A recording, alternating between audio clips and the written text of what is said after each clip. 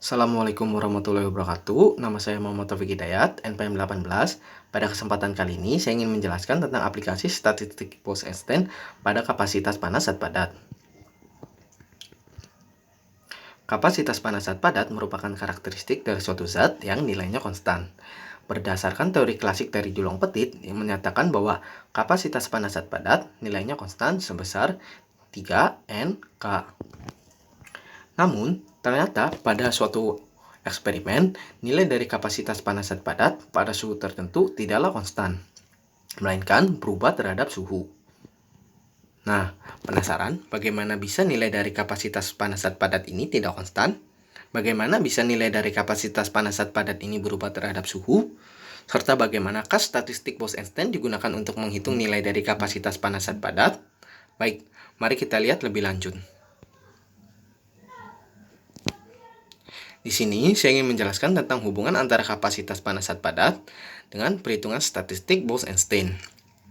Kapasitas panas zat padat merupakan besaran fisis yang menyatakan seberapa besar atau ukuran atau kuantitas dari energi termal yang digunakan untuk meningkatkan suhu dari zat padat tersebut. Berbeda dengan zat gas yang molekul-molekulnya dapat bergerak secara acak, atau zat cair yang molekul-molekulnya dapat bergerak lebih bebas, zat padat ini molekul-molekulnya cenderung tetap berada pada posisinya. Hal ini diakibatkan oleh gaya antar molekul yang sangat kuat. Namun, ternyata pada suhu di atas 0 Kelvin, molekul-molekul zat padat ini tidaklah diam, melainkan molekul-molekul zat padat ini bervibrasi. Peningkatan suhu dari zat padat ini diikuti dengan peningkatan vibrasi dari molekul-molekul zat padat. Sehingga dapat kita katakan bahwa peningkatan dari energi termal pada zat padat direpresentasikan sebagai peningkatan energi vibrasi dari molekul-molekul zat padat tersebut. Pada tingkat atomik, energi vibrasi tersebut terkuantisasi dalam paket-paket energi yang kita sebut sebagai fonon. Sama halnya seperti energi cahaya yang terkuantisasi dalam paket-paket energi yang disebut sebagai foton, begitu pula dengan energi vibrasi yang terkuantisasi yang disebut sebagai fonon. Foton dan fonon memiliki beberapa kesamaan. Di antaranya, nilainya tidaklah tetap atau tidaklah konstan. Karena pada foton tersebut dapat diemisikan atau dapat terabsorpsi oleh dinding-dinding atom, sehingga nilainya tidaklah konstan, atau sigma dNi sama dengan 0. Sehingga dari keadaan tersebut, seperti halnya kita menggunakan statistik Bose-Einstein untuk aplikasi radiasi benda hitam pada foton, begitu pula kita dapat menggunakan statistik Bose-Einstein pada fonon.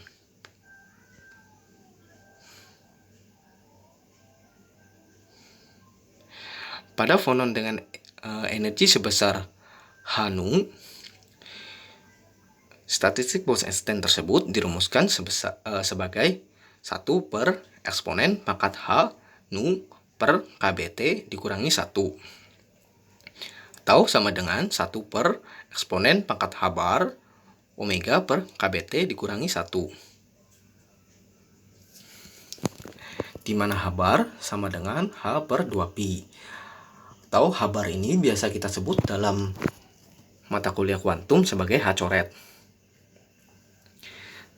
Sehingga dengan kita dapatkan nilai dari statistik Bose-Einstein pada fonon tersebut, dapat kita hitung pula besar energi dalam dari fonon tersebut. Sehingga total dari energi dalam pada 3 derajat kebebasan sebesar integral fungsi G omega kali 3 H bar omega per eksponensial pangkat H bar omega per K T dikurangi 1 D omega. Nah, sehingga dari situ dapat kita peroleh nilai dari CV berdasarkan rumusan dari termodinamika, yaitu CV sama dengan dou U per dou T. Sehingga didapatkanlah nilai dari CV seperti yang ada pada kotak ungu tersebut. Di samping kanan ini adalah ilustrasi dari atom-atom yang bergetar dengan 3 derajat kebebasan. Nah,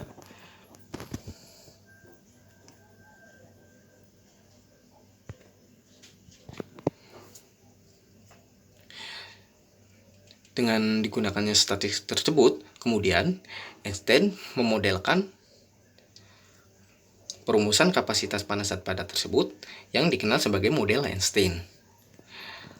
Pada modelnya tersebut, Einstein berasumsi bahwa fonon memiliki frekuensi osilasi yang sama, atau fonon berosilasi dengan frekuensi karakteristik yang sama sebesar omega 0. Dengan begitu, kita dapatkan nilai dari fungsi G omega sebesar N delta omega dikurangi omega 0. Di mana delta omega dikurangi omega 0 kita kenal sebagai delta Dirac dari kapasitas panas. Dari nilai G omega yang kita dapatkan tersebut dapat kita substitusi sehingga kita dapatkan nilai dari CV dengan mensubstitusikan G omega dengan N delta omega dikurangi omega 0. Sehingga didapatkanlah nilai dari kapasitas panas pada model Einstein seperti yang berada pada kotak ungu tersebut. Nah, di samping kiri ini mereka adalah tokoh-tokoh yang terlibat dalam perhitungan kapasitas panas atau tokoh-tokoh dalam materi ini, yaitu tentang aplikasi kapasitas panas, model kapasitas panas dengan statistik Bose-Einstein. Nah, inilah ilmuwan-ilmuwan yang terlibat. Nah, di sini saya menampilkan mereka sebagai bentuk kita untuk mengenal mereka atau bentuk respect kita terhadap mereka. Dari nilai kapasitas panas model Einstein yang telah kita dapatkan, kemudian kita melakukan peninjauan terhadap dua keadaan, yaitu keadaan pada T mendekati nilai 0 dan T mendekati nilai tak hingga. Pada kondisi T mendekati nilai 0, maka eksponen pangkat H bar omega per KBT itu jauh lebih besar dari 1. Sehingga nilai dari eksponen H bar omega per KBT dikurang 1 akan mendekati dari nilai eksponen H bar omega per KBT. Dengan begitu, dapat kita aproksimasikan nilai dari CV. Sehingga kita dapatkan nilai dari CV seperti pada kotak ungu tersebut. Nah, seperti yang kita lihat bahwa nilai dari CV tersebut nilainya bergantung kepada suhu atau bergantung pada temperatur. Nah, untuk kondisi di mana T mendekati tak hingga, maka H bar omega per KBT nilainya akan mendekati 0. Sehingga eksponen H bar omega, eksponen pangkat H bar omega per KBT nilainya yaitu diaproksimasikan sama dengan 1 plus H bar omega 0 per KBT. Nah, aproksimasi ini bisa kita dapatkan dengan rumusan deret Taylor-Maclaurin, sehingga didapatkan aproksimasi seperti ini. Dari nilai aproksimasi itu kita mendapatkan bahwa sehingga kita dapatkan nilai aproksimasi dari CV dengan beberapa proses matematika, sehingga hasil aproksimasi akhirnya adalah CV sama dengan 3N KB dikalikan dalam kurung 1 plus H bar omega per KT. Omega 0 per KT. Sehingga hasil akhirnya kita dapatkan bahwa kapasitas panas zat padat pada temperatur mendekati temperatur tak hingga, yaitu kapasitas panas zat padat sama dengan 3 NK. Nah, nilai ini sesuai dengan teori klasik dari Dulong Petit. Nah, sehingga kapasitas panas zat padat ini memiliki dua nilai atau dua kondisi.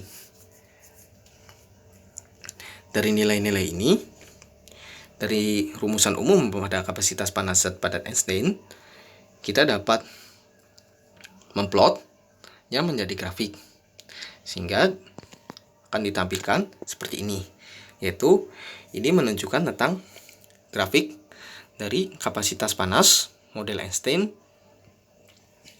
yang menyatakan hubungan antara kapasitas panas dengan perbandingan antara T per T diby. Nah, di sini terlihat bahwa model Einstein ini ternyata kurang memenuhi dari hasil eksperimen yang ada, dimana kita lihat bahwa titik-titiknya masih kurang tepat.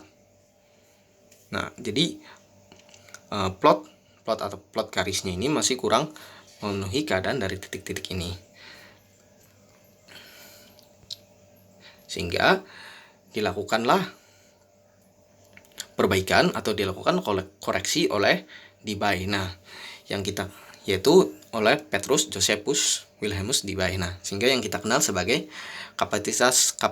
nilai dari kapasitas panas model Debye. Nah, Debye ini dia menyatakan bahwa sebenarnya asumsi dari Einstein bahwa omega tersebut tidaklah sama, ataupun frekuensi fonon tersebut tidaklah atau fonon tersebut tidak berosilasi dengan frekuensi yang sama gitu. Jadi frekuensi osilasi dari fonon tersebut dapat berbeda-beda gitu, dapat berbeda. Nah, di mana sebenarnya frekuensi osilasi dari fonon tersebut dapat memiliki nilai maksimum, yaitu sebesar omega m. Nah, dari asumsi dari Debye tersebut didapatkanlah nilai dari G omega, yaitu G omega pada frekuensi kurang dari sama dengan omega maksimum sebesar V per 2pi nu G pangkat 3 kali omega kuadrat. Nah, untuk frekuensi yang lebih besar daripada omega itu tidak ada, sehingga nilai dari G omega-nya sama dengan 0. Nah, perbedaan dari model Einstein dan model Debye ini terjadi karena perbedaan dari nilai fungsi G omega. Nah, sehingga dari rumusan umum kapasitas panas zat padat tersebut dapat kita substitusikan nilai dari G omega, kemudian kita dapatkan nilai dari kapasitas panas model Debye tersebut sebesar 9 mkp T per T Debye pangkat 3 dikali integral dari X pangkat 4 eksponen X per dalam kurung E pangkat X dikurangi 1 kuadrat dx. Yang seperti ini yang berada pada kotak ungu ini. Dengan kita asumsikan bahwa nilai X sama dengan H bar omega per KBT. Dan theta Debye kuadrat atau suhu Debye pangkat 3 sama dengan 6pi kuadrat N H pangkat 3 nu pangkat 3 per KB pangkat 3 V, seperti yang tertulis ini. Nah, kemudian dari rumusan umum kapasitas panas model Debye ini kita tinjau dua kondisi. Sama halnya seperti kita meninjau dua kondisi pada model Einstein tadi, yaitu kondisi ketika temperatur mendekati 0 dan kondisi ketika temperatur mendekati T hingga. Nah, pada kondisi di mana suhu mendekati 0, maka TD per T akan mendekati T hingga, sehingga nilai dari integral ini atau integral dari 0 sampai T hingga X pangkat 4 E pangkat X per dalam kurung E pangkat X min 1 kuadrat dx, nilainya tersebut akan mendekati suatu nilai yaitu pi kuadrat per 15. Nah, sehingga nilai dari integral ini dapat kita substitusikan dengan nilai yang sudah kita dapatkan, maka kita dapat aproksimasikan nilai dari kapasitas panas model Debye ini sebesar 9 Pi kuadrat N KBT per 15 dikali T dalam kurung T per theta atau TD pangkat 3. Nah, sebenarnya theta D ini dalam beberapa buku dituliskan sebagai theta D atau dituliskan pula sebagai TD. Nah, ini menyatakan menggambarkan atau merepresentasikan suhu Debye dari suatu zat tertentu. Nah, dari aproksimasi kapasitas panas tersebut dapat kita lihat bahwa kapasitas panas ini ternyata bergantung terhadap suhu. Yang lebih tepatnya bergantung terhadap suhu pangkat 3 atau temperatur pangkat 3. Nah, untuk kasus kedua yaitu kasus di mana temperatur mendekati hingga, maka diaproksimasikan bahwa E pangkat X dikurangi 1 sama dengan X dan E pangkat X diaproksimasikan 1 sebesar 1.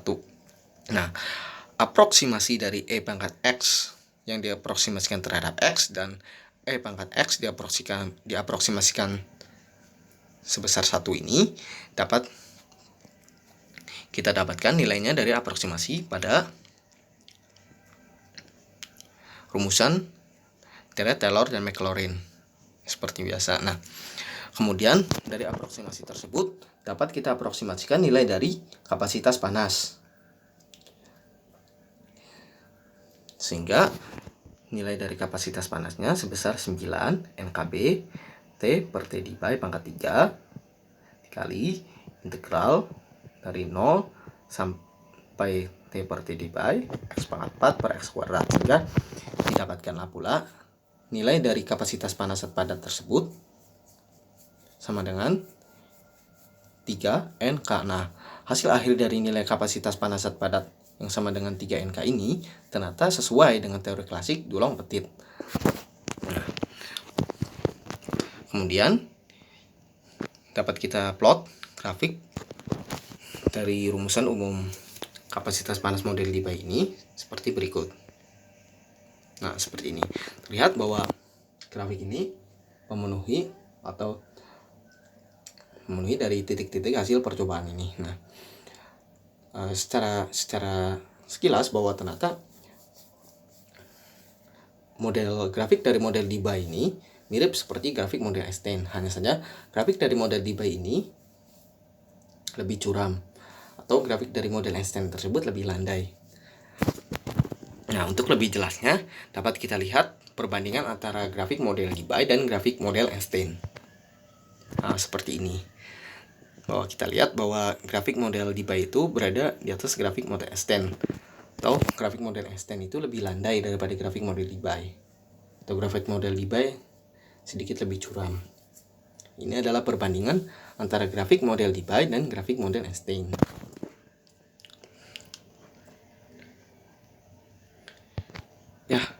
Ya gelap. Begitu saja presentasi dari saya karena gelap ya. Terima kasih.